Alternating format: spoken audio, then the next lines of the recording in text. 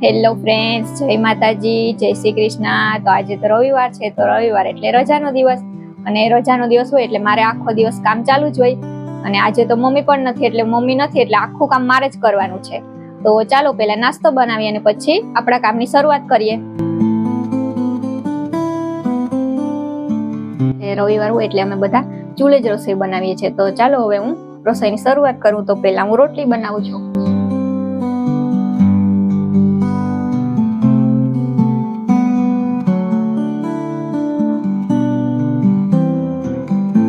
રોટલી તો મેં બનાવી નાખી, હવે હું બનાવીશ રોટલા।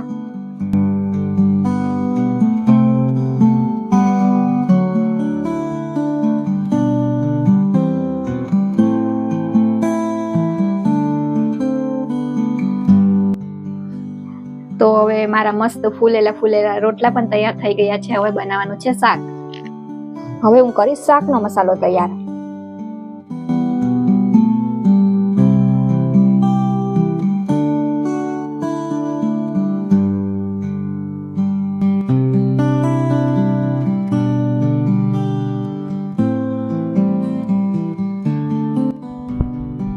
તો આ થઈ ગયો શાકનો મસાલો તૈયાર।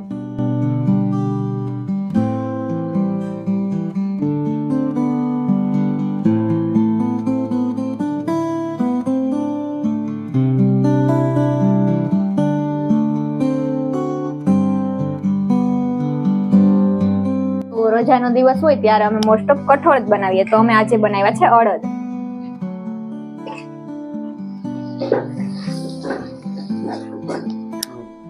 તો અડદ બની ગયા છે અને આજે અમને ભજીયા ખાવાની ઈચ્છા થઈ, તો હું હવે બનાવું છું ભજીયા।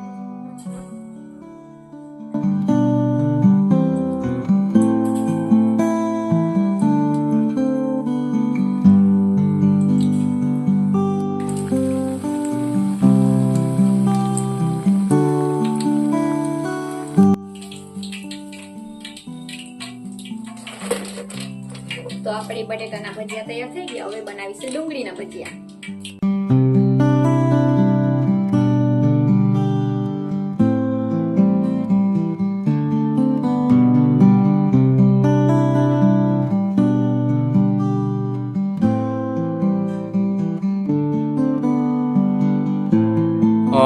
જો મિત્રો, વર્ષાના માથામાં ખોળો થઈ ગયો, તો એ આખા માથામાં દહીં નાખે, અને આ દહીં નાખવાથી ખોળો છે એ માથાનો દૂર થઈ જાય છે, એવું એનું કહેવાનું છે।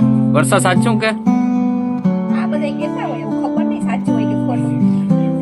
હવે અમે જમી લીધું છે અને મેં ફ્લિપકાર્ટમાંથી સતીશ માટે 2 સરપ્રાઈઝ પાર્સલ મંગાવ્યા હતા, તો એ આવી ગયા છે। તો હવે તેનું અનબોક્સિંગ હું કરું।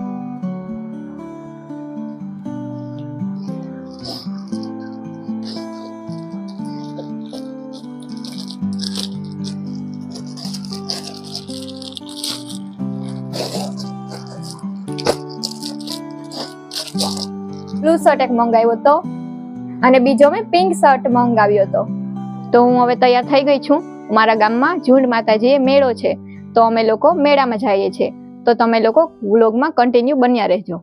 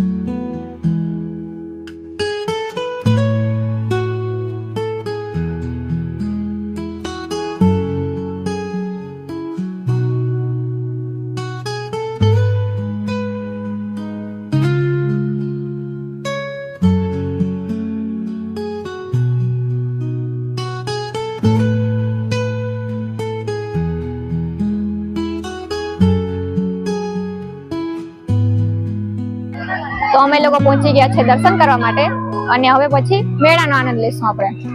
તો અમે લોકો મેળામાં પહોંચી ગયા છીએ, અને આ મેળો ઝુંડ ભવાની માતાજીના ગ્રાઉન્ડમાં આ મેળો ભરાય છે, અને દર વખતે અમાસના દિવસે આ મેળો છે ભરાય છે। અને આ મેળામાં વેરાવળથી ખારવા સમાજના લોકો છે 11 લઈ અને 4 થી 5 દિવસ સુધી એ લોકો અહીંયા પોતાનો ઘર વખરીનો આખો સામાન લઈ અને આવે છે અને 3-4 દિવસ અહીંયા રહે છે.